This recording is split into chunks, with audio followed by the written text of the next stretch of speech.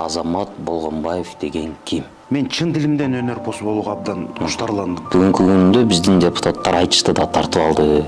Эмне үчүн жаш улуусуна берилет? Алар ошол кезде болуп турган кездери андан башка акым жок Кыргызстанда. Кайсы бир доорулорду чын бийликте мындай болгонбу, сиздер айтышып аткан учурда бул жаатта айтышпагыла? Бул жаатта айтыш. Дары каскыла дей албайт болсо керек деп ойлойм да. Шакирттериңиз барбы? Анан жана башында айнаным ананым ой дегенде аны бир нота чыпалак менен түшүшүң керек, бирок ал түшүлбөйт, аны үн менен гана алып кетесиң. Ал кызматка кандай болуп келип калдыңыз да, кайра ал кызматты эмнеге тапшырып бердиңиз тиги? Атайын кызмат теңсеп барган жокмун.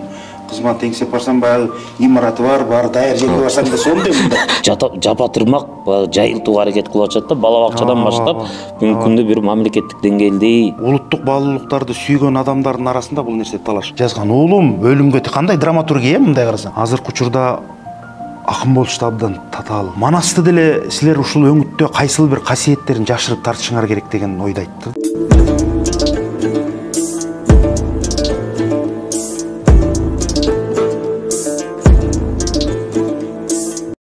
Арыбаңыздар, урматтуу көрүүчүлөрүбүз, кайрадан сиздер менен эле биз бүгүнкү биздин коногубуз, мейманыбыз Кыргыз Республикасынын эл акыны, элибизге аттын кашкасындай таанымал Азамат Болгонбаев агайыбыз келип турган учуру. Арыбаңыз агай, саламатсызбы? Саламатсызбы? Атайын алтын болгон убактыңызды бөлүп бизге келип маек курам дегениңиз үчүн терең ыраазычылык билдирип кетели. Рахмат. Алгач ирет. Анан эң алгачкы эле сурообуз болсун. Азамат Болгонбаев деген ким? Эми биринчиден бул менин аты жөнүм. Экинчиден эми Кыргыздын өнөрүн, Кыргыздын негизги баягы тарыхый өнөрүн бир алып жүрүүчүлөрдүн бири го деп ойлойм.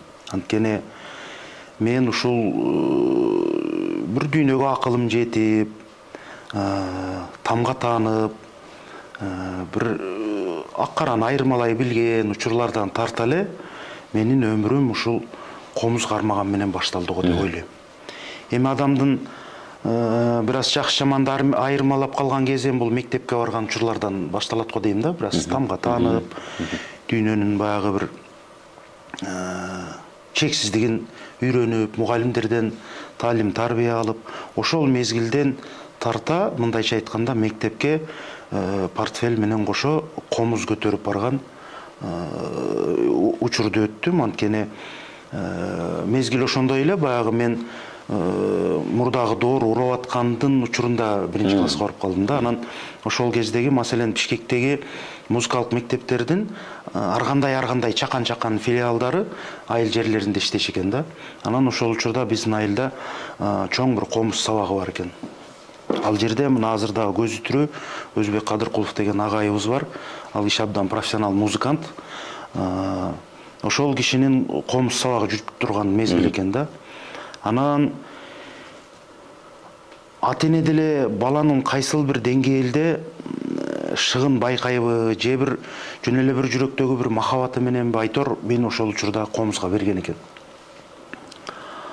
Комузду үйрөнүп кетүү да бир эсе татаал да, негизи эле комуз сөз татаал аспаптардын катарына кирет да. Анан чын эле башында абдан кыйналдым. Күнүгүнкүдөй эсимде ошолордун баардыгы, ошол жаңы үйрөнүп аткан чыгармалар, ошолордун баардыгы эсимде. Мен ушул 1-класстан 11-класска чейин мектепти өнөрпоз катары бүттүм го деп ойлойм да. Анткени мектептин маданий да, турмуш болот да. Ошолордун баардыгына катыштым. Чын дилим менен өнөрпоз болууга абдан куштарландым, чын дилимен. Мен эми Бишкектен бир аз эле жерде турам өзү негизичи. Мындайча айтканда баягы жарым шаардыкчы. Бирок мен чын дилимден өнөрпоз болууга абдан куштарландым. Ошол 90-жылдан 2000-жылга чейинки айылга келген өнөрпоздордун, эми бала кезде айылга артист келет десе аны тандабай эле көрө бересиң да. Ошол канча артист келсе ошол учурда айылга 10 жыл аралыгында мен ошолордун баардыгына барып куштарландым го деп ойлойм. Өзгөчө ушул комуз кармаган улуттук өнөрдүн алып жүрүүчүлөргө өтө кызык болчу. Бир жылы кайсы жыл экенин унуткам, 95-96-жылдар болсо Хадима Берикбаева деген биздин айылдаш эжебиз бар эле. Ошол киши ошол учурда Карамолдо оркестринде иштечү экен. Мен эми кийин ойлонуп атам да. Анан ошол эженин 50 жылдыгы болуп тура, киши раматтылык болуп кетти. Кыйын музыкант. ошонун 50 жылдыгында Замирбай агай келип куттуктады да. Анан концерттин башында эмес, анан элге чыгып, кечирим сурайм, бир аз жумуштарым менен кармалып калдым деп, анан куттуктап ырдап, тамашаларын сүйлөп, мен анда акын болот деп алып оюма учуктасам түшүмө кирчү эмес чындап келгенде. Бирок ошол элес ал эми 1-2 сааттык концерт болсо керек да. Карамолдо бир кыйла күүлөрдү ойносо керек. Бирок ошол Замирбай агайдын сүйлөгөн, ырдаган элесим негедир калып калыптыр да жүрөгүмдө. Андан бери бир аз убакыт өттү, ошентип жүрүп 97-97 жылдары түзүлгөн экен, бизде архивте да бар, YouTube'да айрым ошол кадрлар. 97 жылы Замирбай агай ошол Проондун алкагында бир долбоор уткан экен. Ушул Кыргызстандагы төкүм акындарды, манашчыларды окутуу боюнча. Анан ошонун алкагында өзүнүн программасы түзүлүп, анан жерлерде өнөрпоздор бар да, манашчылар бар, төкүм акындары бар. Ошолорду атайын шакирттерди даярдоого бир программа түзүшкөн экен. Анан мен ошол Арашаган Койташта Абдылашым Исмайыл уулу деген алгачкы ушул акындык өнөрдөгү устатым бар. Ошол киши эми элдик өнөрпоз, эл ичинде жүргөн өнөрпоз, кесиби атайын ал окуу жайды бүткөн эмес, бирок негизинен кийин ойлоп көрсөм, баягы илгерки аксакалдардын көбүндө бир этно-педагогика бар окшойт да жүрөгүндө. Алар педагогдук илим алган эмес, бирок табигый жүрөгүндө, ба кыргыз жөнөкөй тил менен айтканда устат шакирт деп коет. Ошол нерсе жүрөгүндө сакталып калган окшойт. Анан бир таңдын бир мезгилинде кыргыз айылда таңдан баштайт кышын саат 5-те мал жайлап коюп. Анан ошол аксакал издеп келди. Анан үйдөгүлөр чочуду, бул бала да бирдеме билдирген окшойт депчи. Анан аксакал кирип келди, ырда деди. Анан жамакта ырда дегендей кылды ишарат. Анан жамакта ырдайт деген экен билбейм дейм, 12-13-төгү бала болсом чында. 14 экен, 97-жыл. Анан ошондо эң биринчи бир 8 сап жазып берди. Анан кийин тамашалап айтып коем. Осмонкулдун обону ошону айтсак болобу, окуян болгон чалкан, Осмонкул бирдеме жогору ушундай бир 8 сап жазып, ошону жаттап кел деди. Анан акындык өнөрдүн кайрыгы негизги ырларга кварта кылып бурасак, акындыга квинта кылып бура ырдайбыз да. Аны акындар антип бура эткенин да билбейм ал кезде. Акындык кайрык жеткенин да билбейм. Анан тамашалап айтып калам, эң биринчи ырдаган сабым ушул акындыгын элдик өзек чыгармачылык Осмонкул атабыз тууралуу болгон экен деп. Анан ошол Абдылашым атада 3-4 жыл мектепти бүткүчө ээрчидим. Анан 98-жылдын жайында ошол Замирбай агайлар жана Проондун алкагында жанагы окутуп атат да баасы бүт Кыргызстан боюнча. Анан ошонун жыйынтыктоочу фестиваль болду. Фестиваль башта көлдө болот деп аткан, андан кийин ошол биздин эле айылдын бери жагында Ташмойнок деген айыл бар. Ошол жерде чоң лагерь бар. Ошол жерде боло турган болуп калды. Анан биздин айылга жакын жөө келип кетебиз да. Эми ошондо Кыргызстандагы манашчылардан баштап, Шабай ата, Кабы аталардан баштап, Уркаш ата, ошол кездеги Орозбек Кутманалиев, элдик өзек чыгармачылыктын алып жүрчүлөрүн баары айтор. Акындардан Тайырбек аксакал, Токторбай аксакал келсе керек эле. Токторбай аксакал, Таласта Назарбек деген аксакал бар эле, ал кишинде көз өтүп кетти. Раматылык Майра жеңе 1-2 кызды үйрөтүп окутуп келди. Замирбай агай, Туганбай ата, Ашырал аталар да бирден экиден шакирттерин тарбиялап келди. Бүт ишем жерде ошол Кочкордо Нурдин деген аксакал бар, азда көз түрү. Ал киши бирнекин окуучулар даярдап келди. Айтор анан баарыбыз чогулуп ошол жерде бир чоң фестиваль болду. Баарыбыз эми жаттаган ырыбызды ырдайбыз. Анан Раматылык Абдылашым аксакал устатыбыз бир куплеттен ырлар даярдап берет. Ой, ал жерге деген эртең Замирбектин шакирти келет, Туганбайдын шакирти келет. Анан устатың сенин Туганбай аргымактай буудандай, мен устатым болсо колхозчу бирдеме болгондо бир 7-8тен саптар жаттап алабыз эми ар кандай кырдык депчи. Анан ал кишиге барабыз, бир кыйла жер менин үйүмөн ал жакка барыш, эми балалык оюм менен, балалык сезим менен мүмкүн барбай да койсом жарашмакпы деп ойлойм да кийин. Эми балага оюн кызык да кезде, эми Осмонкулдун каяктан ойлонбойсуң дагы да. Анан тынбай 3-4 жыл бардым, мектепти бүткүчө бардым. Анан ошол фестиваль бүткөн кезде адам негизи кыргыз табиятында адам назар түшүп калат деген нерсе бар, бул нерсе дайыма ошол кыргызды колдойт болуш керек деп ойлойм ушул нерсечи.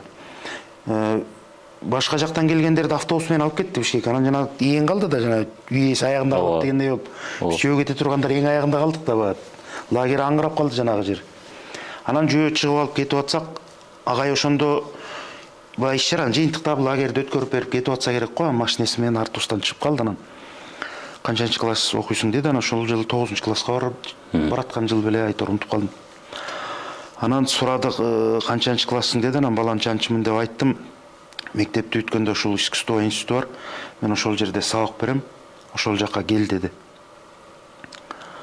Анан чын эле ал кезде бул эми артисттерди окутат деген да түшүнүк жок да, чын эле артистти окутабы, окутпайбы деп да ойлонбойсуң да. Анан демек өнөрпоздор дагы окута турган окуу жай бар экен деген түшүнүк пайда болду. Анан ошол мектепти бүтөрүм менен ошол жака келдим. Мектепти бүтөрүм менен келдим. Анан агайга учураштык, окууга өттүк, экзамендерин бердик, башкаларын бердик. Анан агайга айттым, агай мен баягы Ташмойнокто тиги Абдулашым шакирти болуп, ой кел деп анан аябай жакшы эме кылды, тосуп алды. Агайдын болуп турган кези ошондо. Анан эми адамдын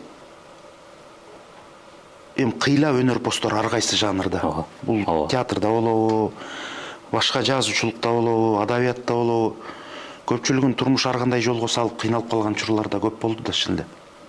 Анан менин багыма бул коомдук иштери дагы, окуум дагы бардыгы эри шаркак жүрүп кетти да чындап келгенде. 2000-жылы окууга тапшырдым, 2001-жылы Айчы коомдук фонду түзүлдү. Анан Раматылык Элмирбек байке экөөбүз группалаш болчубуз. Анан ошол кезде Айчы фонд түзүлө баштаптыр, бирин экин айтыштар өтөт. 31 май, 1 июнда Замирбай агай айтыш өткөрчү эле. 2 жыл катары менен өттү. Анан Максат Кулуевда группалашымда. Анан ал айтты, ушул жерде айтыш болот экен, жүрүп баралы деди. Анан биринчисинде мен негедир жалтактап барган жокмун ал айтышка. Максат барып келди, бирөө мен айтышты. Бирөө мен айтыштым, ушундай упай алдым деди. Көрсө Шекербек Адылов байкебиз менен айтышып кийин тактап көрсөк. Анан ошол эле айтышта бир кийинки жылы болду. Анан мунусунда баралы деди. Анан макул деп бардык, экөөбүз ээрчи болуп бардык. Менде Таятаман калган Жансерке деген устанын комузу бар да, бул баягы комуз. Илгерки аксакалдардын баары тааныйт. Анан мен Ашыралы ата, Туганбай аталар мурда баягы 98-жылы көрүп калгам да. Анан алар менен кайра таанышыш керек болуп атат да чында. Анан жанагы айтышка бардык, айтыш башталды. Эки акым менен айтыштым, ошондо эми 17-деги бала эмнени айтат дейсиң, эми чыгып бир нерсени айтса керек да. Ошого деле керек го дейм. Жок, эмгектен мурун да ал кезде эмгек кайдабы? Эрк керек го деген ошого да. Эркти дагы эптеп аны байладык, Максат экөөбүз талашып атып. Анан бирөө Абдыкайым байке экен, азыр Жалал Абад филармонияда иштейт. Бир аксакалды азыр билбей калдым ким экенин чындап эле. Анан айтышып, сүрдөп айтышып, бер жактан ар басып, бер басып жүрөбүз. Анан Абдулашым ата, Ашыралы ата менен Туганбай ата жана Тарых музейдин концерт кино залынын четиндеги отургучта экөө бирөө алдыңкысында, бирөө артыңкысында жанаша экөө башын буруп алып экөө сүйлөшүп атыптыр. Анан я комузду көтөрүп алып мындай жерге туруп алдым. Анан Абдулашым ата, Ашыралы ата бирөөсү байкады, деди, комузду карасаң деди. Анан ооба деп бири-бири менен сүйлөштү. Анан чакырды бир кезде. Ашыралы ата чакырды окшойт. Анан бардым, сен кимсиң балам деди. Анан Ашыралы ата, мен баягы Кой Таштагы Абдулашымдын шакиртимин дедим. Десем эле Ашыралы ата баягы чүйдүн баласы окшойт деп кичине назары түшүп калды да. Анан деп эле боор тарта түштү. Экөө тең аябай 98-жылы барыбыз мектепте кестеп аралашканбыз да. Анан чыгып, эшикке чыгып ар басып, бер басып жүрүп, анан ошондо Садык байке бар экен, жаш жигит экен ошондо. Тааныштырды, ушул Айчы фонд түзүлүп атыптыр деп. Анан чыгып дарегин алдык, ушул жерде ушундай фирма деди. Фирманын экенин да билбейбиз ал кезде. Максатка айттым, ушул жерде Айчы фонд деген ачылып тур, могу жерде фирма бар экен, ошонун ичинде экен деди. Өзүнө советский бөкөнбайга чейин негизи жакын эле искусство университеттен. Бир 2 чакырымбы. Анан жөө келдик, эдиреңдеп таап алдык. Ошо же Абменканын 2-чи этажында экен. Анан кыскасы ошондой тагдыр бир нерселерге байлай берет өзү. Максат мени болбой дегдеңдетип айтышка сүйрөп барды, кой катышалы депчи. Бири-бирибизге эме берет өзү, 1,5 айылдан жан келсек. Максат ага чейин кичине артист болуп аралашып калыптыр ар жакка.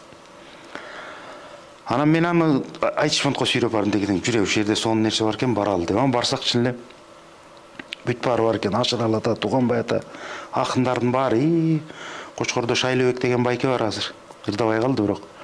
Исмайыл менен Токтоналдын обондорун түмел ушунду кырдайт. Айтор баары бар. Кубаныч Көкөтаев деген байкебиз бар. Кыскасы ошентип жүрүп далалат менен чын дилимен өнөр посболгум келди. Чын дилимен аралаштым. Мен кээде тамашалап калам. Бирөөңөр тиги Арстанбектин тукумусуңар, бирөөңөр тиги Жең жоктун жеринден келгенсиңер, бирөөңөр Токтогулдун тиги урпагы, бирөөңөр Эшмамбеттин жээнисиңер, силерге рахмат айтылам, силер менен кошо тиги мэрден чогалып айтышып жүргөнгө депчи. Бирок чынында мээнет да керек экен, өнөргө чын абдан аракет кылдык. Багыма ошол учурда 2000-жыл өзү айтыштын кайра жанданган мезгилдери да негизи элечи. Себеби ошол учурда коомдук форматта жүрчү иштердин көбү. Анан айтыш түзүлдү, кийин катчы да болуп иштеп калдым.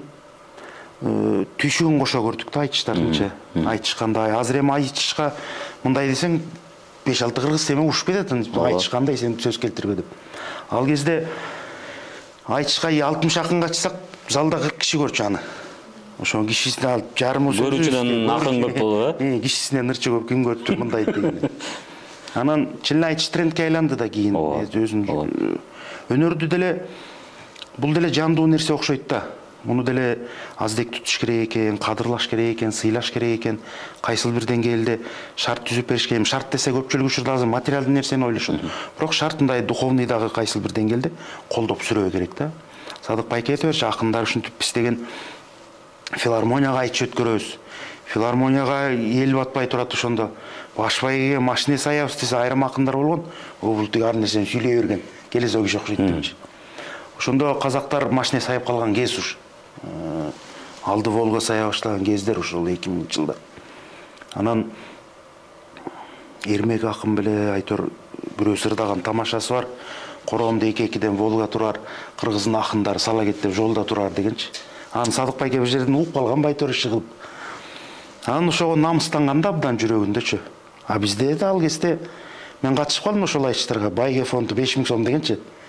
Азыр 5000 сом десең бирөө өттүк жылдыңдап күлсө керек азыр. Ооба. Анан башталды ошол, чогула баштадык. Анан 2003-жылы алгачкы ошол чоң айтыш өттү, машине сайылган. Биринчи жолу. Элмир байке уткан ошондо. Абдан чоң тарыхый айтыш болгон, азыр эми архивде видеолору, аудиолору болсо керек. Кыскасы ошентип жүрүп, жалпы өнөргө мындай чын дили менен уюштуруусуна дагы, өнөр поскотары дагы аралашканым мен багым абдан чоң роль ойнотуга деп ойлойм. Чоң рахмат, сонун болду. Агай, анан мисалы бардык эле өнөр жаатында байкасаңыз бир муун десек болобу, бир дүр деп келген учур болот экен да. Сиздерде да ошондой эле болдуго? Болгон негизинен байке, Жеңишбек агайлар менен. Негизинен табият ошондой болот окшойт да. Мисалы үчүн бул менин жеке пикирим албетте. Биз байыркы доордо ынак болуп жакын ырдагандардан Токтогулду, Эшмамбетти билебиз, Жең жокту катарлаш жүргөн. Кийинки доордо айта турган болсок, Осмонкул, Калык, Алымкулдар канатташ жүргөн, мисалы үчүн. Бири-бирин колдоп сүрөп ырдаган алар. Жарым сөзүнөн түшүнгөн көпчүлүгү. Андан берки мезгилде ала турган болсок, Эстекен менен Замкем дайыма канатташ жүрүп, кайсыл иш-чара болобу канатташ жүрүп ырдашкан, бири-бирин түшүнгөн.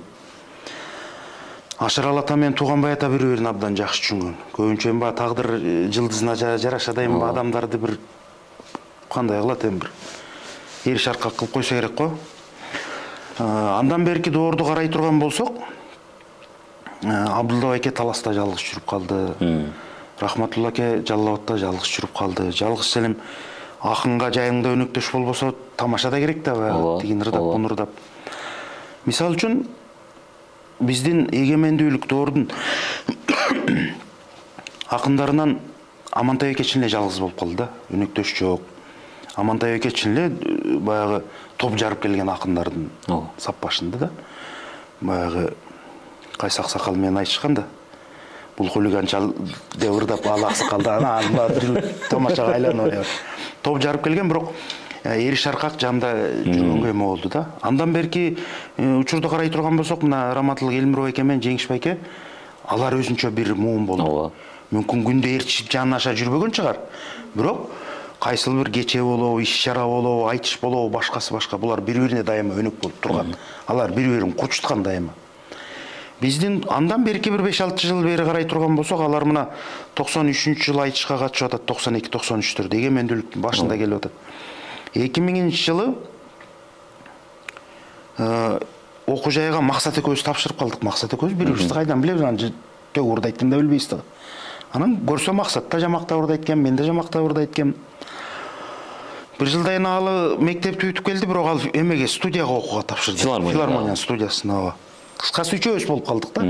Анан ал экөөбүз жанагы фестивалга барганбыз Мурдага. Ага чейин бираз учкай тааныш болуп калганбыз да. Кыскасы биздин муунда үчөөбүз болуп калдык. Баягы тренировка алганга деле жакшы да. Анан Кубаныч Көкөтаев деген байкебиз бар, азыр Нарында го дейм. Анан ал киши бизден 3-4 курс өйдө окуйт экен. Аны тамаша кылып аны менен айтышабыз шылып. Анан кыскасы ошол муундук эри шаркак жүрүү баары бир пайдасын берет. Акындарга пайдасын берет. Биз саналуу 2-3төн азыркы жаштарга мисалы үчүн абдан жакшы. Балдар Кудайга шүгүр абдан көп, бири-бирин жакшы таанышат, бири-бири менен айтышууга мүмкүнчүлүктөрү көп. Айтышын да колдоп сүрөсү абдан жакшы. Ошондуктан азыркы акындарга мүмкүнчүлүк уламдан улам көбүрөөк да. Анан негизи эле баягы өнөрдө бир жылы калктын баскан жолдо окуп атып, анан ар кайсы тагдырын, калктын башынан өткөргөн оор запкыларын ойлоп, анан биздин Манасчы Рыспай ага тамашалап атпайм. Ой, Рыспай эке, биз жакшы бир мезгилдин акындары турбайбызбы? Сөз кадырын түшүнө билген, бирөөнү бирөө үстөмөндүк кыла албаган тоордун акындары турбайбызбы? Кийинки акындар жакшы заманда туулуптур деп тамаша кылсак, Рыспай эке тамаша кылып атпайбы? Ой, албетте, мына эстекемдер дагы жарым доору СССР болуп, аларды дагы антибир да, минтибир да деп кичине өмгөктөп турчу эле жыргагандан эле ал экөөңөр жыргадыңар, эркиндикти ар нерсени ырдап деп тамаша кылды да. Бир чети бул тамаша айтылган менен чында бир чети. Анан мисалы үчүн көпчүлүгү билбейт ошол Осмонкулдардын, Калыктардын, Алымкулдардын ошол доордо көргөн кордуктарын. Демек, биз өнөрдү аздек тутуп кадырлап сыйлашыбыз керек. Мисалы үчүн муундук нерсе баары бири-бирине тартат. Жана 36-жылы декадада тиги Алымкул атабыз кечигип келип, анан учурашып ырдап Осмонкулду, Калыкты айтып ырдаганда барып атабыз таарынып атпайбы? Осмонкул менен Калыкты оозуңа алдыңда олтурган 4-5 чал барбыз, бизди унутуп калдың деп. Тигилер эми курдаштар да күндө көрчү сагынып ба. Биринчи ошолорду да анан эми эле салбай калса керек да. Ошол сыңары баары бир муундук нерсе, баары бир бири-бирине эри шаркак болот. Мисалы үчүн Калык аксакал менен Алымкул аксакал бул Токтогулду көргөн шакирттер да. Токтогулду көргөн шакирттер күйдө черткен баягы не постун баарын айткан, жанагы түгөнбөгөн. Манасчы да болчу. Манасчы да айткан, чындап келгенде. Атайын манасчыбыз деп эме кылган эмес, илгерки акындардын көпчүлүгү өнөрдүн касиетин сыйлагандыктан деп ойлойм мен жеке. Мисалы үчүн Осмонкул атабыз баягы кара жамак жамгырдай төгүп ырдаган адам болгон. Ал күй черткен, комсу да чала бала, ал домбура черткен экен өзү башында. Бирок сен өзү күй черте албайсың деп аны бөлүп да койгон эмес, тек үчөө бири-бирин тамаша кылып жүргөн кишилер болгон. Ошондуктан муундук эри шаркактык пайда берет, баары бир пайда берет. Анан эми ошол 2000-жылдары биздин багыбызга чын эле ошол окуу жайда бир окуп калдык. Анан кийин айтыш түзүлгөндө баарыбыз чогулуп 10 күн сайын барчу элек, ошол нерселердин баардыгы шык берди да. Бак деген нерсе дайыма ойнойт экен, чындап келгенде. Айтыш коомдук фонду түзүлгөндө мурда кийин айтыш өткөрүп көрбөсө ал жердегилер кандай кылып өткөрүш керек деп анан өздөрүнчө кеңешкен окшойт. Эми биз жаш бала, анда кеңешке деле катышпайбыз да.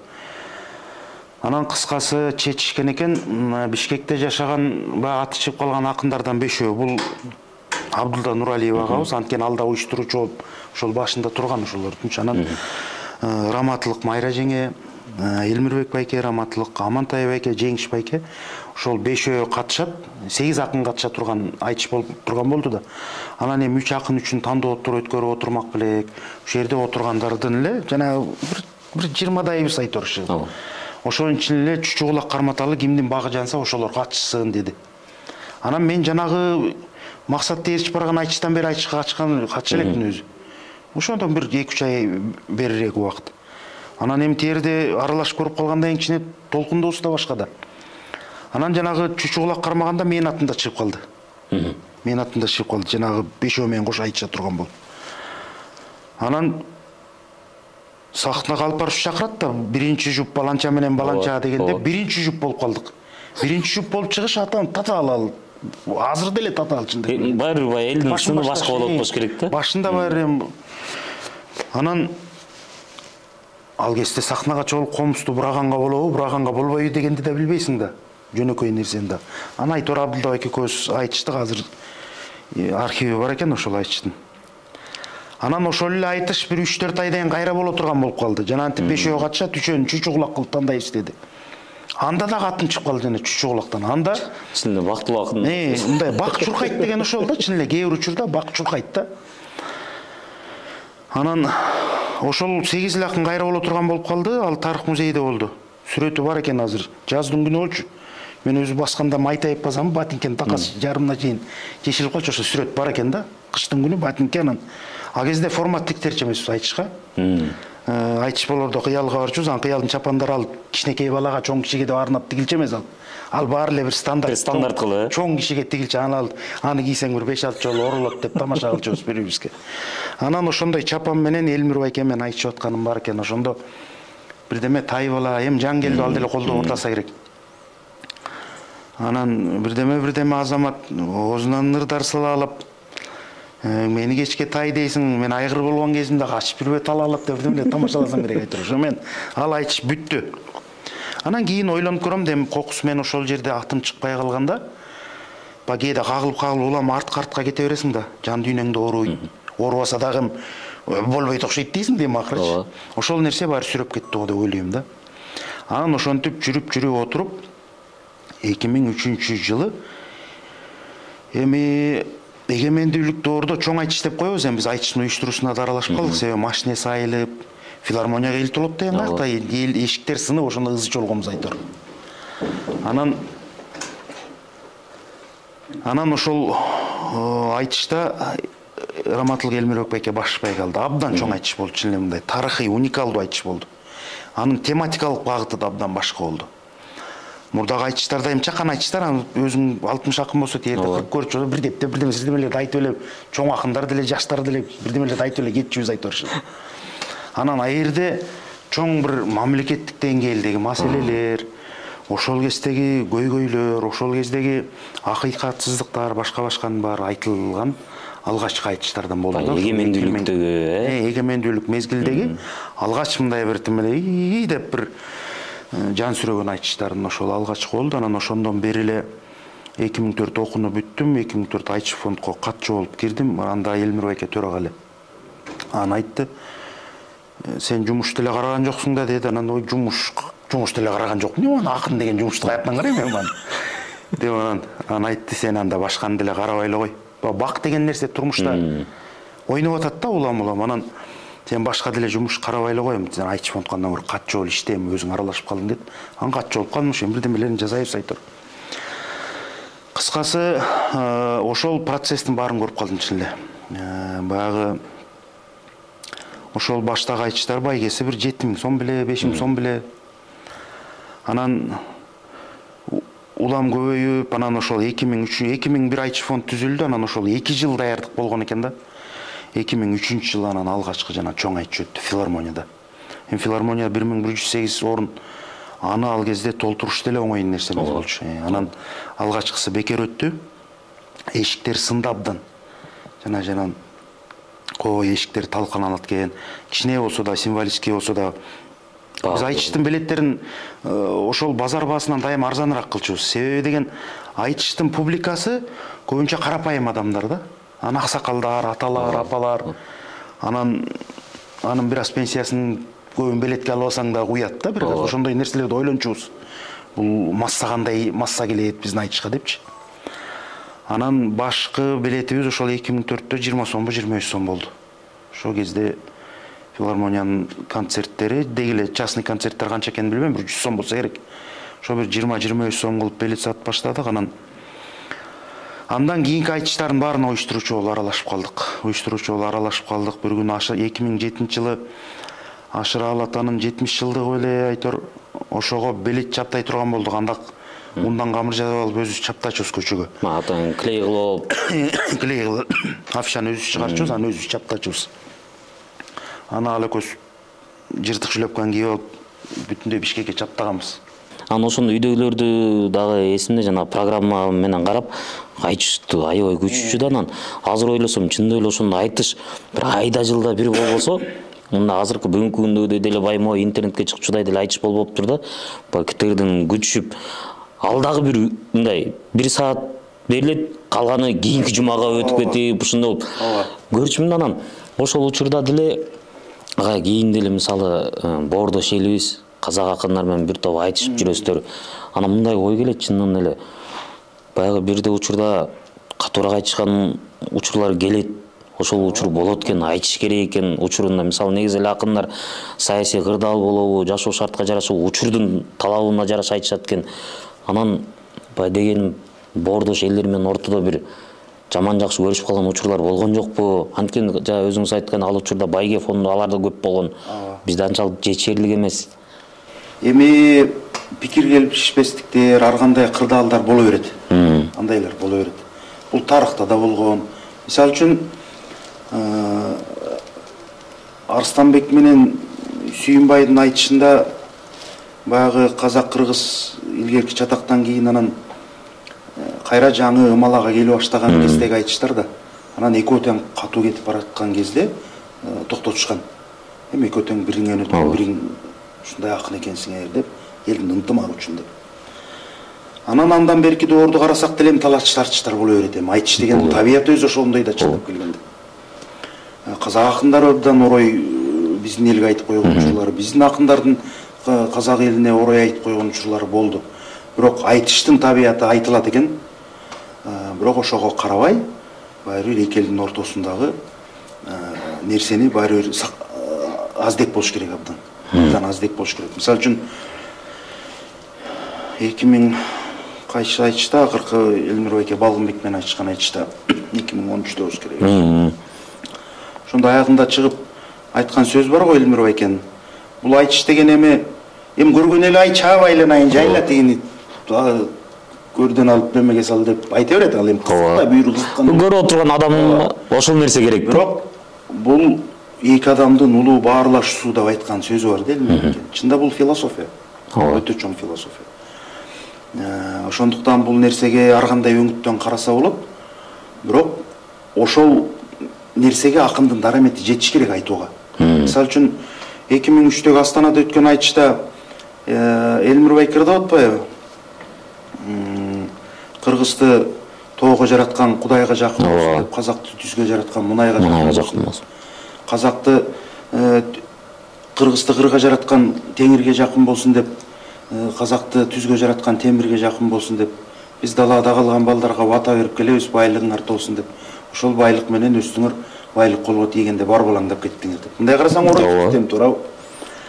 Ошол айтыштагы бир сөзү бар. Ким менен айтышканда, Давлеткерей ага менен айтышканда болсо керек эле. Бир борум карматпаган шайтаныңда билбеген мындай сөздү айтарыңда, сен эмес Кытай тартып ала албаган башымда осуп турган. Ар кандай сөздөр айтылган, бирок ошонун айтуу маданияты жакшы болсо ошол жерден чыр чыкпайт да. Чыр чыкпайт.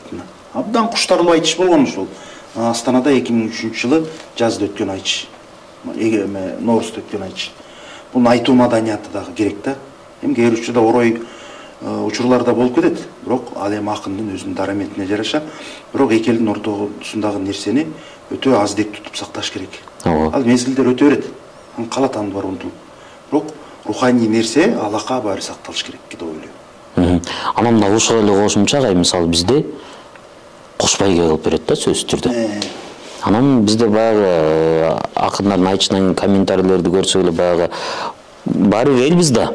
окуйбуз, көрөбүз. Неге бизде кошпайге казактардан эле эмес? Мындай тигине деп бул балким экенин унутмак үчүн деп да бизде айкөлдүккө барып аткандыр балким ушу. Чын сиздин оюңуз кандай болот? Бул жаатта аларда деле кошпайге бул нерсени мен колдойм, анткени бул нерсе боло башталган кезде мен өзүм аралашкан уюштурдун бардыгына. Ошол кездеги иш-чаралардын баарын алып көргүлө, ошол кездеги. Ошол 2000 жылдарда эстрадалык чоң-чоң фестивалдар өтчү. Ооба. Бир жума фестиваль өтчү, артында жарым жыл жыр болчу. Уруш талаш. Мындай болду. Ошол кездеги мына тарыхый анча-мынча архивтерде болсо керек эми ошол коомдук пикирлер. Айчта да ошондой болчу. Казак барса казак алат экен, Кыргызстанда айчы өтсө кыргыз алат экен, анан андай экен, мындай экен. Талаш тартышта жөн эле руханий бир баалуулугу жок, жөн эле талаштар. Кой, кыргыздын өзүнүн баары руханий жолу бийик. Кыргыздын улуулугу түбөлүк сакталат. Бул кыргыз дайыма улуулукту пир тутат. Мунун пайдасын биз көрбөсөк дагы бизден кийинки муундар көрөт, сөзсүз көрөт. Азыр четинен көрө баштады. Кой деп туруп, ойлонуп олтуруп 2008-жылы башталды бул айчы. Эң алгачкы кошпайга 2008 жылы башталды. Ошондой эле айчтар өтүп атат. Ошондой эле айчтар, ошондо Раматылык Майра жеңе менен Рүстөм Кайыртай болуп башпай алган 2008-де. Абдан тарыхый айчтар болду.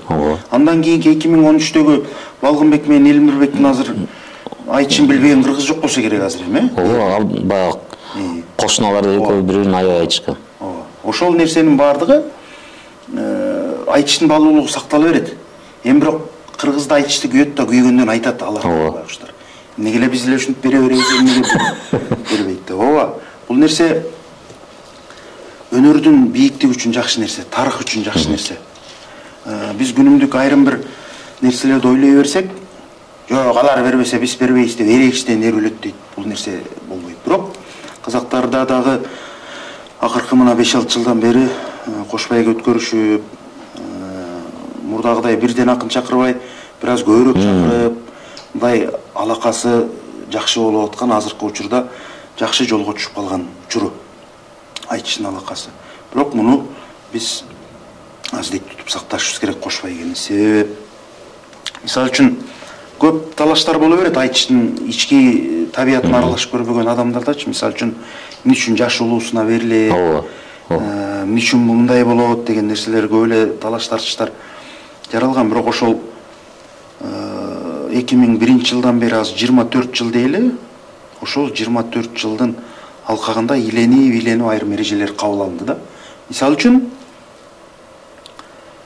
2003-тө Элмир байке башпайга алды. 2004-түн жазында Жеңишоктун Кут Жылдыз деген чоң айчы болду. Жеңиш байке башпайга алды. 2004-жылы Токтогулдун 140 жылдыгын айчы болду, Амантай байке башпайга алды. Алар ошол кезде болуп турган кездери андан башка акын жок Кыргызстанда алды. Баягы элдин сүймөнчүлүгүндө да. Анан ошол кезде өздөрүнчө ойлонушту. Эми биз бир аз аралашып калдык. Анан мынтип айтышты. Кээ бир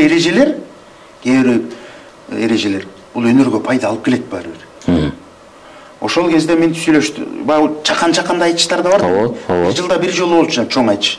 Чакан айчтарда финалга Элмирбек, Жеңишбек, Амантай чыга берет. Бардык тияктагылар кала берет. Элмирбек, Жеңишбек, Амантай, Элмирбек, Жеңишбек, Амантай.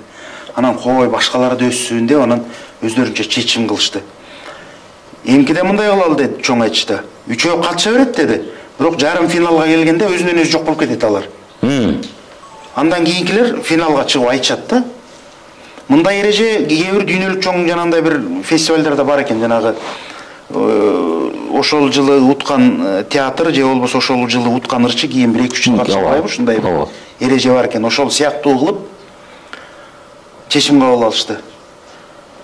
Мындай карасаң демократиялык принцип эмес да туурабы? Кантип эле баркылдаурда кыйын болсо тиги да жеңсин да деген. Ооба, түшүнүк бар да баары. Бирок башкалар да өссүн кой деп ошол эрежени кабыл алды. 2005-жылы алы башпайга алды, 2007-жылы мен башпайга алдым. Аралашып калдык. Биздин дагы көңүлүбүз өсүп калды да. Кээ бир учурда ошондой эрежелер пайда алып келет. Бирок муну абдан дыкат ойлонуш керек. Ошол сыңары ошол иленип мезгилден отуруп ийленип келген нерселер болчу. Жаш улуусуна жол берилет, же болбосо конок менен айтышса конокко жол берилет деген нерселер бар эле, бирок ал кош байге болгондон кийин ал эми талашсыз болуп калды да. Ошондуктан кээ бир эрежелерди сакташ керек деп мен азыр да айтып келем айтышка. Себеби айтыш өнөрүн сакташ керек. Эгер аздек тутпасак, айтыштын деңгээли түшүп кете турган болсо эртең келбей коет эл, ошол эле келбей коет. 90-жылдары кыргыз башка кыргыз дейсиң, ошол эле кыргыз да мындай карасаң. 2000-жылдары кыргыз башка кыргыз эмес да, азыркы эле кыргыз. Бирок өнөрдүн аздек тутуп сакташ керек. Өнөрпоздор азыр эми акындар коомдук баягы иштерге да аралашып калды. Коомдук акындардын пикири айтылыш керек деген нерсе элдин жүрөгүнө кыттай орнуп калган азыр. Ал кезде 2000-жылдары коомдук пикир эмес, аны оюңа келгенде айтчубуз отуруп алган нерсе. Анан ошондуктан өнөрдү албетте аздек сакташ керек. Азыр мына эми театрдын деңгээлинде иш алып барылып атат. Бул дагы кайсыл бир деңгээлде өнөрдүн дагы бир тепкичке бийигин көтөрөт. Бирок ошонун дагы өзүнүн байыркы баалуулуктарды дагы, ортодогу кыйналып турган баалуулуктарды баардыгын ээриш аркак сакташ керек го деп ойлойм. Ага, сиз деген интернетте айтыштарды карап отурсам, бир айтышта биздин казак боордоштор менен айтышып аткан учурда мындай сөзүңүз бар экен: бүгүнкү күндө биздин депутаттар айтышты да тартып алды деген. Анын түпкүрүгү эмнеге барып такалды эле? Бул баягы саясий суроо болуп калат. Эми бул күнүмдүк саясий тамаша ал чындап айтканда. Саясий тамаша. Себеби деген кайма айтышуулар, баягы куру сөздү жөн талаша берүүлөр да ошол учурда абдан күчөп турган мезгилдери. Ошондуктан айтыштын негизги философиясы бул эки адамдын айтышуусу да бири бири менен талаш тартышуу, ал эмне тема козголот, эми ал бир шумдуктун баары айтылат да. Бул эми ошол учурдагы социалдык баягы саясий тамаша чындап келгенде. Анын түпкүрдүү бир чоң философиясы деле жок, ошол учурдагы мез кырдаалга болгон эле тамашалар. Ошого эле отуруп мисалы айтыштарда, учурларда бир кайсы бир доорулорду чынында бийликте мындай болгонбу? Сиздер айтышып аткан учурдан бул жаатта айтышпагыла, бул жаатта айтышкыла, үстөмдүк кылган учурлар кездешеби? Албетте кайсыл доору болбосун, кайсыл бир деңгээлде кысымдар болбосо дагы өтүнүчтөр болгон. Абдан капа болгон учурлары болгон. Эми кыргыз өзү кенедей элебиз, бири-бири менен бир тааныш дегенде ай тиги менен бирде болбосо аштап тойдо кезип калат деп. Дасторкондо отурдук эле өткөндө эле эмнеге минтип айтты дешип айткан учурлар болот, андайлар болот. Бирок түпкүлүгүндө кандай гана кыргыз болбосун, баары бир өнөргө деген баары бир урматы бар да. Кандай гана кыргыз болбосун, ошол чекти аттап кете албайт баары бир. Муну апарып таркаскыла дей албайт болсо керек деп ойлойм да. Албетте тарыхта андай учурлар болгон. Байыркы Токтогулда аргасылган, андан кийинки Токтогул сүргүнгө айдалган, кийин Осмонкулар кандай эми ал кишилер замандын эмесине жараша көрүп калган кыйынчылыктар болгон. Бирок эгемендүүлүк доордо баягы көрүнүп көрүнбөй учкай нерселер болгон, бирок эми аша чаап кеткен учурлар менимче болгон жок го деп ойлойм. Сонун анан дагы бир кызыктырчу нерсе, жана сиз устаттарыңыз туурасында кенен айтып бербедизби? Сизде дагы учурда шакирттериңиз барбы? Эми аларга кандай багытта баягы жол көрсөтүп жатасыз? Бул устат менен шакирттин ортосундагы алака ар мезгилге жараша өзгөрө берет. Айтыш сыяктуу да. Мисалы үчүн биз азыр илгерки айтышта аксыда баланча деген бий аш бериптир десе, ошол өңүрдүн ырчылары барган. Токтогул барган, Жеңишок барган, Эшмамбет барган. Анан эки жөө чогулуп алып, ошол жерде күн кечке өнөр тартуулашып, анан ой баланчага бир үйүр жылкы берели, баланчага минтели антели деп өзүнүн байгелерин берген. Айрым учурда баланча жеңди, баланча жеңилди деп элдин кызы түшчү айтылган. Азыркы стандарт чындап келгенде таптакыр башка да мындай караганда турат. Азыр олимпийский система менен айтышабыз да турабы? 16 акынды чогултабыз, мээриге келгиле. Айтыш болот. Сен муну менен айтасың, муну менен айтасың, чүчү кулак кандай түш келсе. Демек, мезгилге жараша стандарттарды өзгөрө берет. Стандарттарды өзгөрө берет. Ошондуктан сурооңду унутуп калдым атаган көрүм, мен башка айтып кеттим. Жок, туура деп атабыз. Айланбай шакирттерге. Шакирттер боюнча. Ошол устат шакирттик алакадагы өзүнүн мезгилине жараша өзгөрөт го деп ойлойм. Илгери маселен Токтогул көп балдарды жанына алып жүрүп тарбиялаган. Андан кийин калктын баскан жолдо бар. Калга атабыздын байбичеси, ай какем дагы кимди ээрчитип келатат, эми кыйын заман болсо өзүң балаңды багып атсаң анда балдарды алып келип атса, аял кишиге эме болот да баягы түшүгүнө. Бул дагы кимди алып келет ошол көрсө токтосун Тыныбеков атабыз экен. Калга ээрчитип келем. Тарых азыр кандай тарых? Токтосун да тарых, калкта тарых. Андан кийинки мисал үчүн биздин доордо биз баарыбыз Самирбек агайды эми жаштар көбүнчө ошол муундардын жашырагын тааныш окшойбуз. Ашаралы атаны да билчүбүз, Туганбай атаны да билчүбүз, Эстебиз атаны да билчүбүз, бирок негедир баарыбыз Замирбек ага ырдаган Гөзел кызды, Замирбек ага ырдаган Көксулууну, Замирбек ага ырдаган Кызылтуу кыргыз кыздарын 10-саптан жаттап баарыбыз ошону ырдачыбыз. Биздин учурда экзаменге келген балдардын баары ошону ырдайт. Ошону айтат. Бүт баары да ошону айтчу. Көрсө устатыбыз экен да көрсө. Бирок аны көргөн эмеспиз да, радиодон көрчүбүз, телевизордон көрчүбүз. Демек устаттыктын да форматтары өзгөрө баштайт. Мурунку доордун да устаттыгын көрүп калдым мен да. Абдулашим атам үйүнө барып ошентип жүрүп. Устат болуу чоң милдет го деп ойлойм. Мен айта албайм, мен жаныма азыр бирөөнү ээрчитип тарбиялап атам деп. Бирок ошол нерсеге шарттарды түзүүгө аралаштым го деп ойлойм. Айтыш фондо канча жыл катчы болдум, Айтыш фондо канча жыл төрөгө болдум. Ошол нерсе бирибиз устат, бирибиз шакирт болуп эле кайнап жата берчүбүз. Жеке өз алдынча атайын окуп ачып алып же курс ачып алып балдарды окуткан жокмун чындап келгенде. Мунун да мезгили келет го деп ойлойм. Бул чоң нерсе. Анткени акындык өнөр бул кыргыз маданиятынын көч башында турган өнөрлөрдүн бири. Демек буга дагы өзүнчө бир өзгөчө мамиле кылыш керек го деп ойлойм.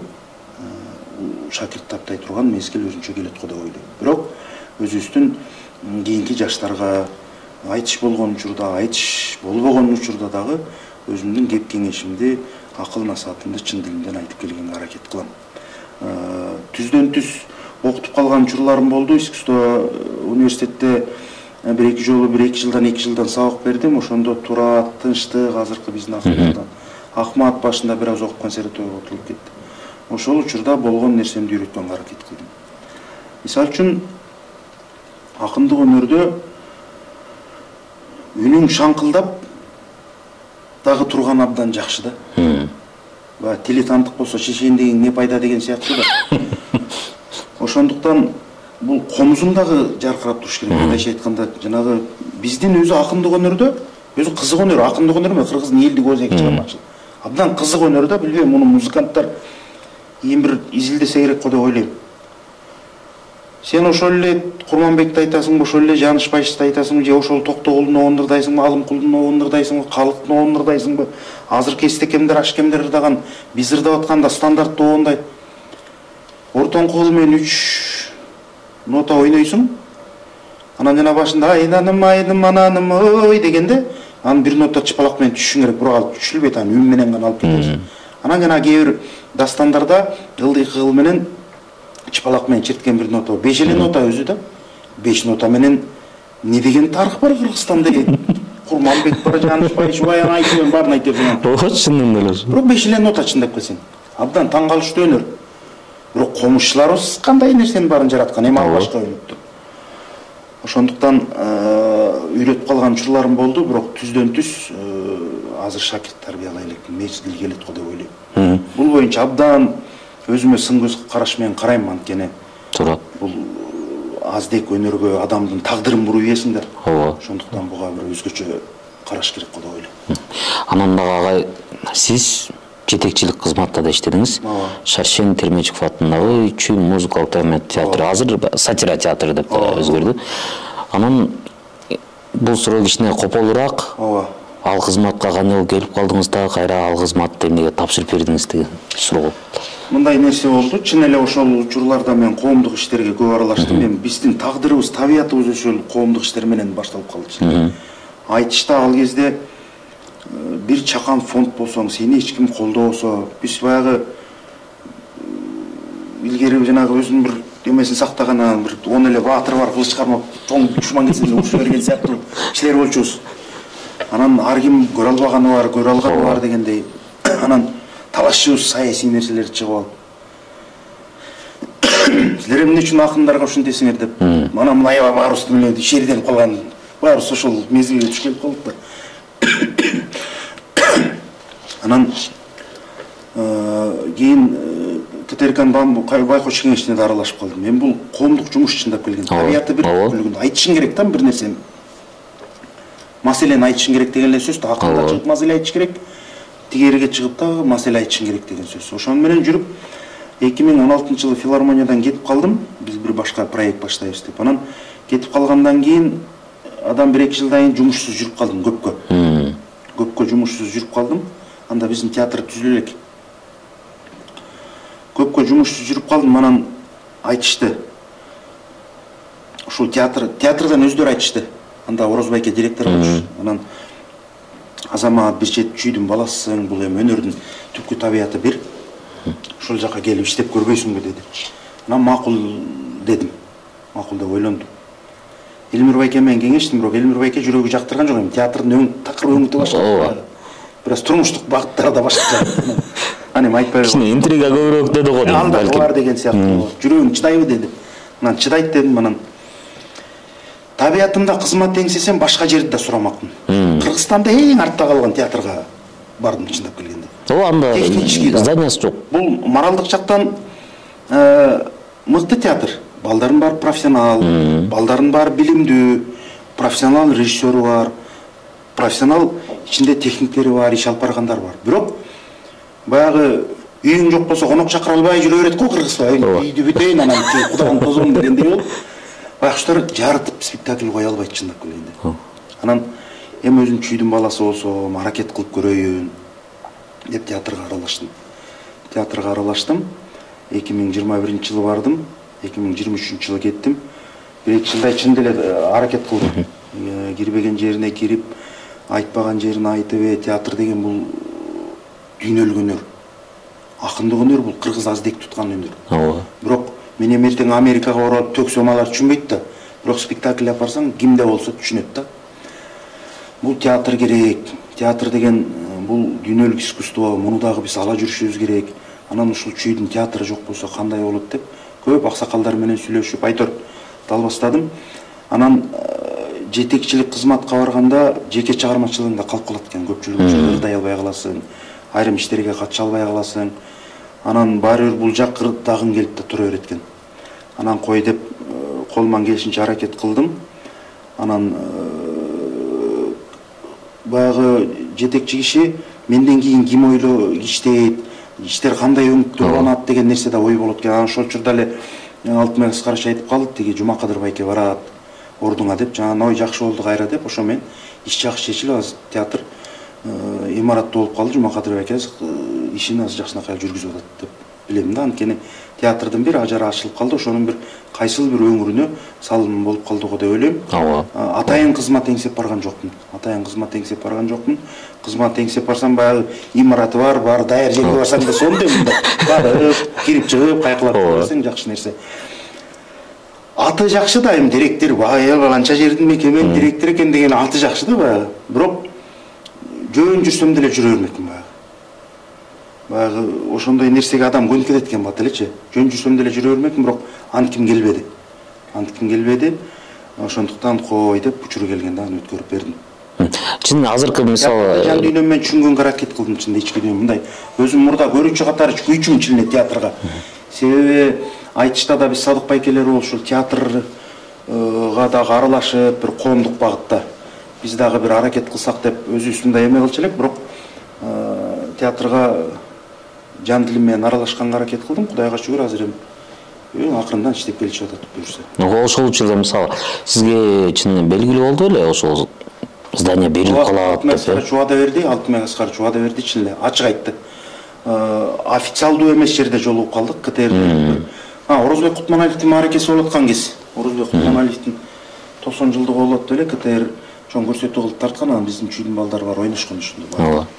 Анан ошондо Алтынбек Аскаровичке айтып калдык, биз тиги эмеге көчөбүз деген дагы бир ар жерде айла жок бир жерге көчүп деп да ойлонуп калат экенсиң. Мындан да кичинекей бөлмөдө балдар даярданчы. Анан Ошондо Алтынбек Караш айтты, кинотеатрды берели деди. Кинотеатрды берели деди. Чечкиндүү айтты. Чечкиндүү айтты, себеби эми бир театр жетим турса, аны карабай коюшта болбойт, эми жетекчи үчүн. Министр чечкиндүү айтты, октябрды берели деди. Бирок айттың киношниктери берер бекен деп жүрөгүмдө эме болду баары бирчи. Сөзүнө ишендим. Бул бир топ багызы чолбоду. Министрдин сөзүнө ишендим, бирок министр баардыгын эпке келтирди окшойт. Ачык айтып, түшүндүрдү, бул дагы бир кыргыздын эмеси деп. Анан ошол учурда Октябрь кинотеатрдагы Аскар Байке көп кармап сактаган экен ал жерди, баягы мурда арендага алыпчы. Аскар Салымбеков агабыз арендага алып көп чилне сактаптыр да, баягы эгер эски мекемелерди сактап азык түтүп турбасаң да алар жоң эле дегенде урап калат экен. Мына Түздүн акыбалы кандай акыбал деле азыр эми жазалады. Анан ошол учурда бошоп калган экен. Анан сөз башталып калган, бирок мен ала элеп деле кеттим. Анан Жумакадыр Байке келип алып, азыр эми сахнасы ичи аурасы жакшы экен абдан. Спектакльге жакшы экен өзгөчө. Болгон сахна театрдын, баягы кинотеатрдын форматына салынган, баягы сахнанын ар жака глубинасы жок экен. Театрга керектүү нерселер, бирок жоктон көрө жогору экен, себеби Абибилла Пазылов агайдын Журт деген пьесасы бар экен, аны коюшкан чүйгө. Аны директор Оллекте барып көргөм да. Аңгырап, ары карап, бери карап анан. Кийин өзүм барганда да койдук ошол спектакльди. Мындайча айтканда холдо койдук да, мындай. Ооба, Түз театрынын экинчи кабатын холдо койдук анан. Эми театрды бирок өтө чоң искусство болгондуктан муну ар кандай өңүттө өстүрүп колдонсо болот экен. Негизи эле Кыргызстандагы өнөр эр шаркак жүрүш керек го деп ойлойм. Мисалы үчүн киного биздин айтыштын форматы бир аз аралашкан Садык Байке. Жаман жыйынтык берген жок, чындап келгенде. Жаман жыйынтык берген жок. Биз ошол Садык Байкелер менен илгери театрга да аралашабыз деп ойлогонбуз, бир коомдук бир башталыштагы бир иштерди кылып. Бирок чын эле ал пландарыбыз ишке ашпай калды. Театрдын ошол учурдагы өкүлдөрү да көп колдоп түшүнгөн жок ал нерсени. Отуруп эле сүйлөшө береткенсиңер деп бизди жаман көрчү. Ошол отуруп эле сүйлөшкөн нерселер менен айтыштар, чоң айтыштар жаралды чындап келгенде. Биз айтыш фондко эртең менен 9-да жумушка келчүбүз. Анан саат 6-да нормальный киши жумушун бүтүрүп алып кетиш керек өзүчө. Анан ортодо Садык Байке омбудсмен болуп калды. Ал мамлекеттик кызматтагы киши тиякта 6-да иштейт экен. Анан биз үйгө кетпей калчубуз дагы. Анан бир саат 3-төрдө кетчү, түнкү 3-төрдө кетчүбүз. Ошонун баардыгы сүйлөшүп отура берчүбүз. Аны капталдан көргөн киши айтчы, олар келе солордун кылар иши жокпу? Ушул жерде эле сүйлөшүп отура берет депчи.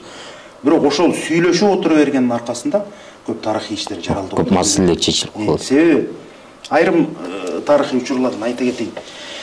2003-жылы 2001-жылы айтыш фонд түзүлсө, 2003-жылы 2 эле жылдык иш кылган фонд да мындай карасаң.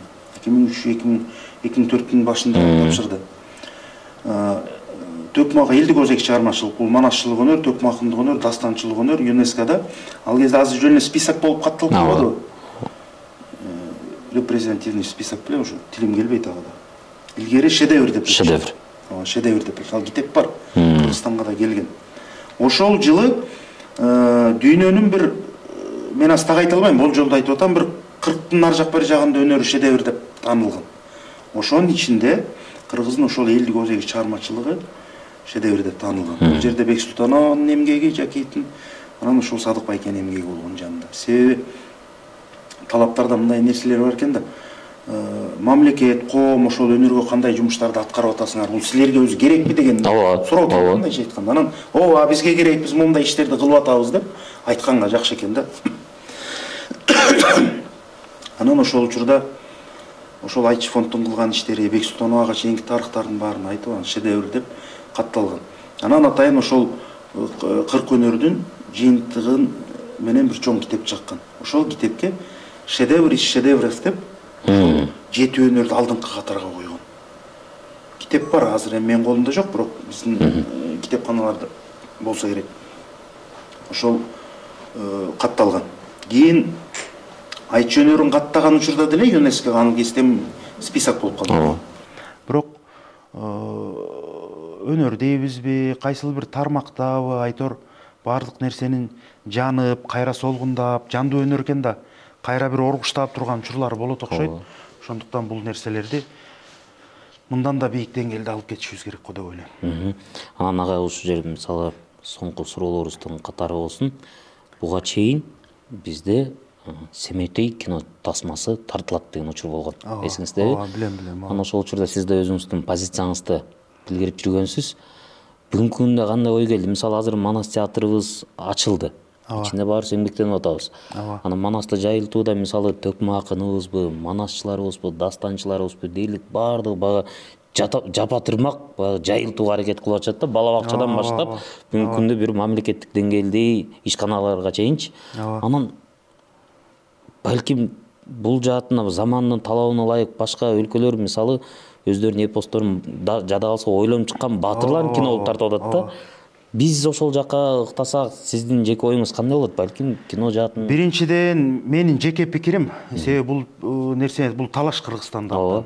Деги эле ушул улуттук баалуулуктарды сүйгөн адамдардын арасында бул нерсе талаш. Жеке менин пикиримде мен Манасты тартыш керек деген адамдардын катарына кошулам. Анткени кайсыл бир деңгээлде биз баары бир муну жайылтышыбыз керек дүйнөгө кино кылып. Аны кандай режиссер тартат, кандай кылып тартат, ал эми ал режиссердун дарамети. Бирок улуттук баалуулукту, улуттук өзгөчөлүктөрдү түшүнгөн адам тартыш керек экен мындай кинолорду. Себеби көпчүлүк учурда аттың айдап калган учурлар көп эле. Эми ал кино менче тарыхта деле калбайт коем. Тартылды, болбой эле тартылды окшойт. Тартылды да. Бирок мен жеке оюмда Манасты тартышыбыз керек. Бир жылы Сейит Жаанбаев деген агайыбыз бар, филология илимдеринин доктору. Абдан өнөргө ишкооз адам, өнөрдү абдан сүйөт. Анан баягы жылы Курманжан тартылганда абдан талаш болду. Тиги Курманжан карап, "Оолум, өлүмгө тике кара" деген эпизод бар го. Ошонун кошулбай калды деп. Эмне үчүн ал кошулбай калган деген талаш тартыш абдан көп болду да. Анан мен да ошолордун катарында болчумун дейт. Эмнеге аны кошпойт деп. Бул чыгармачылыкта, кинода чыгармачылыкта туурабы? Биз ал Курманжан апабыз антип сүйлөп аткандан көргөн эмес эч ким туурабы? Же көргөндөр болсо дагы аны кайсычалык деңгээлде тарых калды. Ал Төлөгөн атабыздын чыгармачылыгы туурабы? Жазган "Оолум, өлүмгө" кандай драматургия мындай карасаң. Чын эле анын мындай баягы бет маңдайында карап адабий жазууда окуя болгон жерде эч ким болгон эмес да. Болгондордун көзүн көрдүкпү, көрбөдүкпү аны ким билет эми. Мен эми мисал үчүн айтып атам. Анан бир жактан илимпоз келип калды дейт. Анан кинону көрдүк дейт. Кинону көргөндөн кийин чыгып анан жанагы илимпоздагы түркологпу, кыргыз дүйнөсүн айтор тааныган чет өлкөлүк адам. Анан ал дагы ойлодум дейт, ушул режиссер ушул жерин кантип берди экен депчи. Анан ошол киши айтты дейт, кинону көрүп чыкты дейт, жанагы жерин жакшы бериптир дейт. Анан неге деп кызыгып сурадым дейт. Себеби мен дагы тигилердин катарында болчумун дейт. Жана эпизодду күтүп отурган ошол жерде. Өлүмгө тике кара деген сөздү айтат дегендерин, айтыш керек дегендердин катарында болчумун дейт. Анан ошол киши айтты дейт. Жакшы бериптир деди дейт. Мындай кинонун форматында карай турган болсок деди дейт. Мына терде Курманжан турат.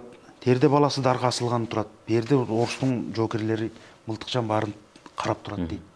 Эгер Курманжан бир нерсени ал өзүнүн мисалын айтып атат. Курманжан бир нерсени сүйлөп ийсе, мүмкүн тигилер түшүнбөй калдык деген шылтоо менен ошол жерде элди аткылап ийиши мүмкүн эле да. Эми ал өзүнүн жеке пикирин айтып атат эми. Балким, деп өзүн айтып атат. Манасты деле силер ушул өңүттө кайсыл бир касиеттерин жашырып тартышыңар керек деген ойду айтты да. Мүмкүн Манастын Каныкей менен болгон махабатын тартасыңарбы деген бир өзүнүн ой пикирлерин айткан да. Бул эми жеке бир эле адамдын пикири.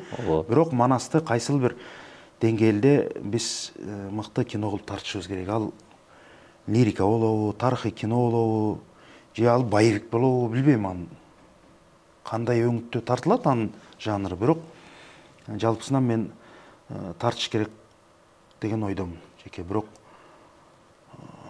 ким тартат эми азыр режиссерлорубуз көп, Кудайга шүгүр. Улуттук баалуулуктар дагы аздек туткан. Менимче алар дагы өзүнүн жүрөгүндө бышырып жүргөн адамдар болсо керек. Бирок жакшы кылып тартыш керек.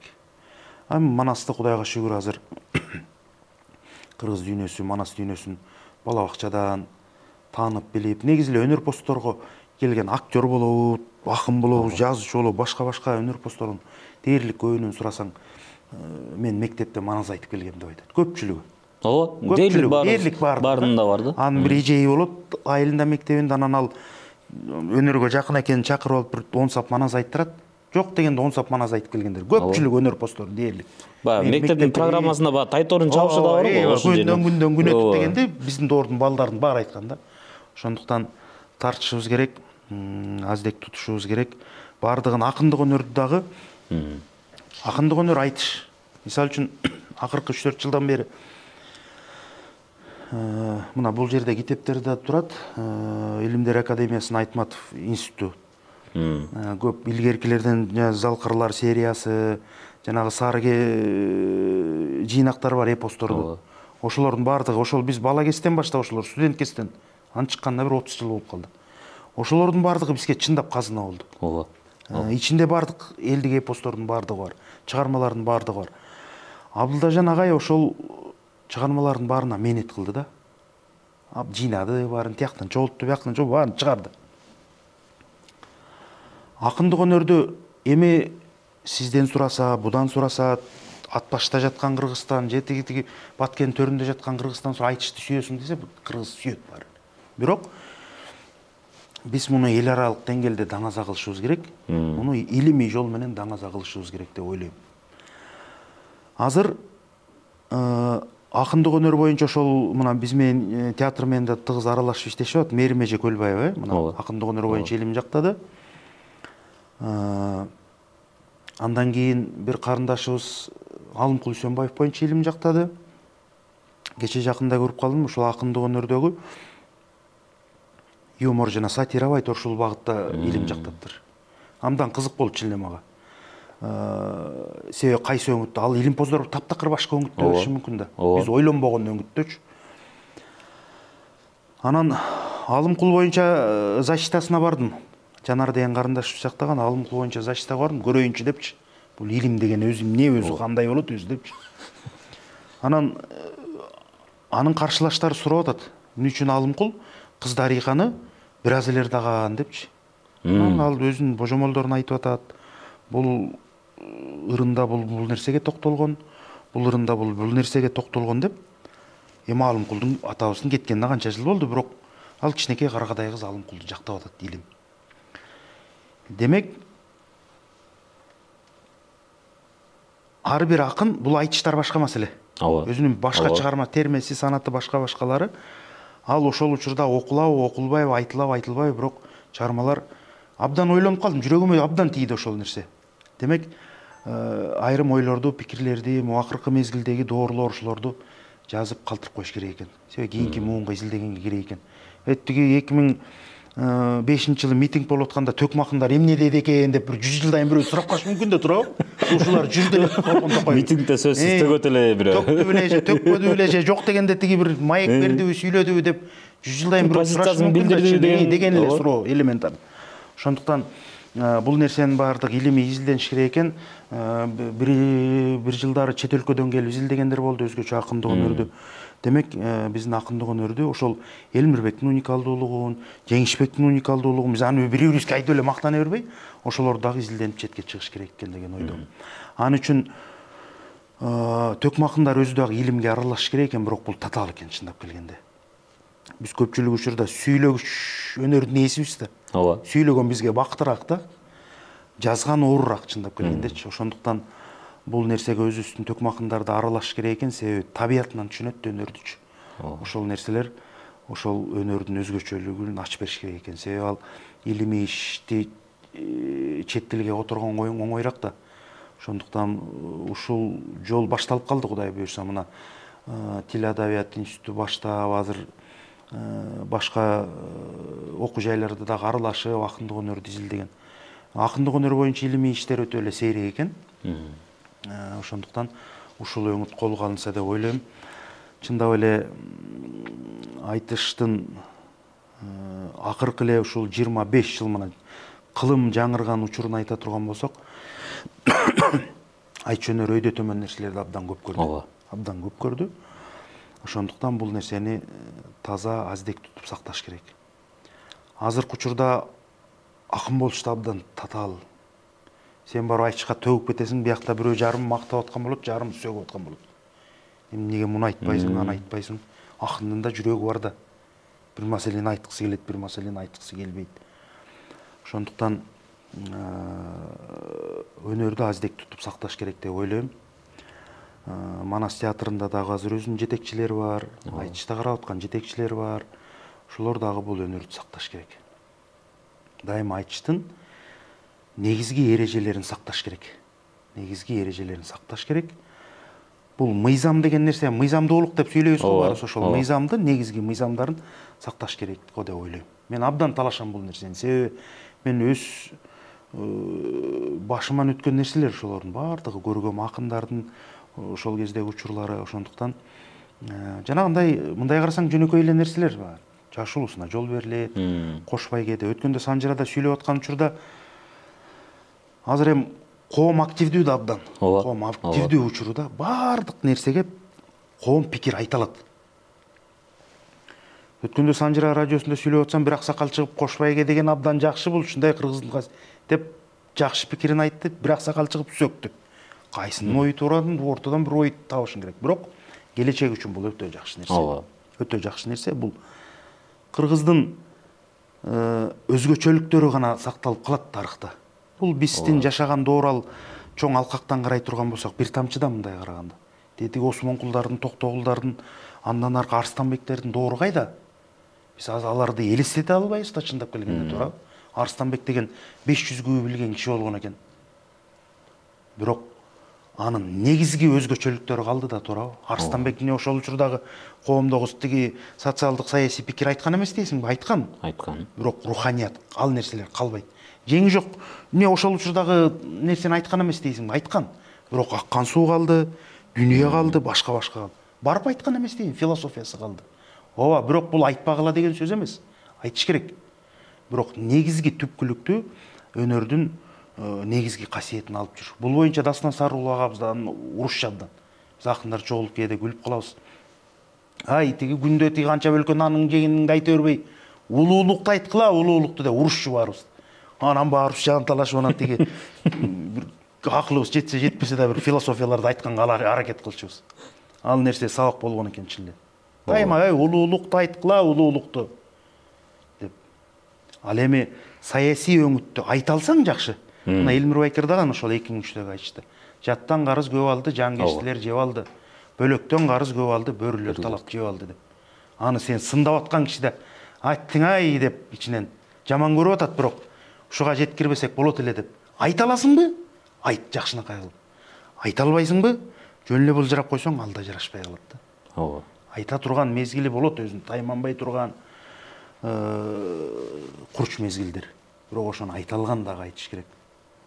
Өткөндө биздин бир-эки балдар бир жерге барып, бирде мен сындамыш болуп ырдаган экен, ырдаганга жараша ырда бир баркырата. Ошол сындап аткан кишиң дагы сага кол чаап, аттың ай ушуну кылбасам болот эле дегенде. Колуңан келбесе башка өнөргө зыянын тийгизбей шүгө отур деген сөз да. Бирок кайсыл гана тараптан болбосун, акындарды бир аз кеңирирээк кое беришибиз керек. Өнөр деген өнөр деген байланбайт. Илгери бир милиция аксакалы Элмир Байкеге таң калыптыр.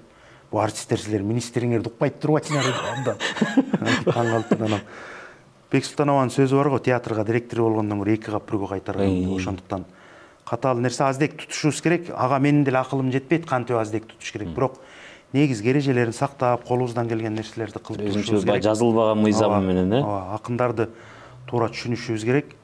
Анча-мынча бийликти сындап койсо, кокодон алып, ай сен деген берде иштеп атсаң, анан сен эмнеге деп антип айрым учурда кезебешибиз керек. Ал нерсе да күйүп айткан. Күйүп айтып атам дейт го кыргыз. Ошондуктан жакшы иштерибизди жалгаштырып кете бериш керек өнөргө болгон, анткени өнөрдү да аздек тутпасаң унутуп калат. Аздек тутуш керек. Чынында эле мынакей атайын. Бир сонун баарлашуу болду окшойт. Бир сыйра өткөн кеткенге дагы бир ооба, эми тарыхты эстеп алдык. Бул дагы тарых чындап келгенде. 2000-чи, мисалы үчүн 92-93-төгү айтыштарды биз көрбөй калдык. Биз эми кичинекей бала болчубуз анда, мектепте окучубуз. Ошондо жаш муун менен өткөргөн экен, бир 30 жашка чейинби, 25 жашка чейин жаштарынан Элмир байке менен Жеңиш байке алдыңкы орундарды алыптыр.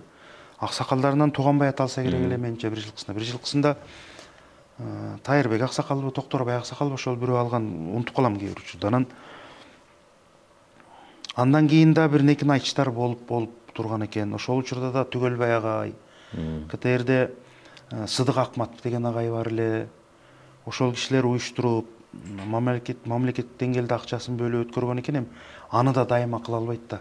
Алимбай Абжапаров деген агабыз бар. Азыр Кудайга шүгүр айтчы десең, азыр жок эле дегенде телефонуна 1000 кишинин 50сү телефонго тартып интернетке салып койгон болот, сакталып калат. А кезде бир эле Алимбай Абжапаров деген байкебиз барбочу, эптеп КТРден 3 камера алып келчи, анан өзү бир камера алып келип тартып алчы. Айтыштын баары сакталып ошонун аркасында калды. Кудайга шүгүр. Азыр эми техника өстү, баардыгы өстү, баары ордуна келип калды. Ошолордун баардыгы эми тарых, чындап келгенде, чоң тарых, эми учуру келгенде изилденет, учуру келгенде алардагы илимий иш болот, жазылат, тарых болуп. Мынакей ошол учурда Садык байке айтыш фондун түзүп, чын дили менен акындарга күйүп, баскан турган жеринде, ай бизнесмендер, силер ушундай кылгыла, акындарга мондай колдоо көргөзгүлө деп, тигиден $500 алып, будан $300 алып, айтыштын байке. Чын оған ошондой болгон дейт да, көбүнөсү бизнесмендер. Себеби бардыгы бирөө берип кое алган эмес да ошол каражатты. Анан бирөөнөн $1000 алып, бирөөнөн $5000 алып. Мисалы үчүн 2003-төгү айтышты, эгемендүүлүк деген айтыш болгон. Анда жаңы түзүлүп, анан Садык байке өзүнүн кол жеткен бизнесмендерин айтып, ошондо таластын жигиттери колдогон. Баардык нерсе. 2004-жылы Токтогул атабыздын 140 жылдыгында Токтогулдуктар машине сайып берген. Токтосун Мадияров деген агабыз. 2005-жылы эми бул нерсе Кыргызда, бул нерсе да керек экен да. Аталаштан айылдаш дейт. Ошол айылдаш. Эми ал жалпы Токтогулда Арстанбекти бирөө адамдар болот. Арстанбек менин айылман болгон деген сыяктуу. Ал бүтүндөй руханияттын адамдары да бүтүндөй Кыргызга. Бирок ошол өңүрдүн адамдары колдойт экен да. Арстанбекте мисалы үчүн 2005-жылы Аалы Башбайга алган, машине сайып берген. Нариман Тулеев агабыз машине сайган маселен. 2007-жылдагы айтышта Жакелин Рипар деген алып таптакыр бир француз аял алып, таптакыр улуту да башка айтышын да түшүнбөйт. Ал кыргыз аты деп долбоор баштап жүргөн экен, ошол кыргыз аты менен айтышты бир эриш арка көткөрөлү деп Барсконду айтып өткөн. Ошол кишилер Башбайге сайган. Айтор ошентип колдоп, анан азыр Кудайга шүгүр мамлекет атайын жылдын башында бюджеттен бөлүп каралып атат. Бул да жакшы нерсе, ошондуктан мынакей Садык байке ошол учурда көп жүктү көтөрүп сактады. Андан кийинки доордо мына Манас театры түзүлө баштаганда азыр президентибиз баш болуп өнөргө жүрөгүндө өнөргө деген өзүнүн ынтасы, сүйүүсү бар экен. Ошол нерселер ошол кездеги башкы прокурор Курманкул агабыз баардык абдан жан дили менен Камчыбек агабыз ташыйп, баардыгы мисалы үчүн театр баягы эмеге көчүп барганда мурдагы имаратка. Анда имараты жок болчу да, түздүн бир бөлмөсүндө отурган Манас театры. Анда акындар кошула элек кезде. Эми ал түздө 3 театр жашачубуз ал кезде. Түз өзү жашачу. Чүй театры, анан Манас театры. Баарыбыз бир жерде. Анан бир столу бар, бир килеми бар, бир компьютери бар, болду. Анан тияка көчкүлө деди. Минтип жүргөн болбойт. Деп анан жанагы Сары Өзөндөгү имаратты бербеди. Ошол учурдан баштап анан бул имарат салынып, курулуп, азыр өзүнүн нугу менен иш жүрүп атат. Манас театры түзүлгөндө өзгөчө театр ишмерлери бир аз башында мындай түшүнбөй кабыл алды го деп ойлойм жеке. Себеби булар эмне кылат, эртең манасчылар менен төкмакындар чыгып алып спектакль коебу депчи. Жок, бул жобосун биз жакшылап карашыбыз керек да. Бул жерде бул улуттук өнөрдүн театры, улуттук элдик өзек чыгармачылыктын театры. Ооба, атайын постановкалар болушу мүмкүн улуттук өнөргө байланган. Бирок ал эми спектакль эмес да, ал таптакыр башка. Спектакль бул такыр башка нерсе да. Ошондуктан бирок Кудайга шүгүр андан бери бир некин спектакльдер коюлуп, жакшы өзүнүн эмесин кылат. Бул дагы карбый берет. Актерлордун бардыгы жаш биздеги, мисалы үчүн профессионал актерлор дагы. Биздин акындар, манасчылар дагы ошол өнөргө аралашып калды. Бул келечекте жакшы жемишин берет го деп ойлойм. Ар тараптуу болуп. Ар тараптуу болуп. Ошондуктан биз муну театр десе акын манашчылар отуруп эле күндө спектакль. Ал манашчы 2 саат манас айтып койсо ал спектакль болуп калышы мүмкүн. Ошондуктан жобосунда туура түшүнүп, бул нерсени колдоп сүрөп алып кетишибиз керек го деп ойлойм. Чоң рахмат агай. Рахмат. Мынакей урматтуу көрүүчүлөрүбүз, бүгүн бизде мейманыбызда акын Кыргыз Республикасынын эл акыны Азамат Болгонбаев агайыбыз келип маек куруп берди. Дагы бир жолу чоң рахмат агай. Буюрса дагы ушу келечекте сиз менен дагы да болсо тереңирээк маек курабыз деген ишеничте болобуз. Ал эми көрүүчүлөрүбүз бизден алыстабаңыздар, бизде да алдыда сиздер үчүн жакшы бир маалыматтарыбыз, дагы да болсо интервьюларыбыз күтүп турат.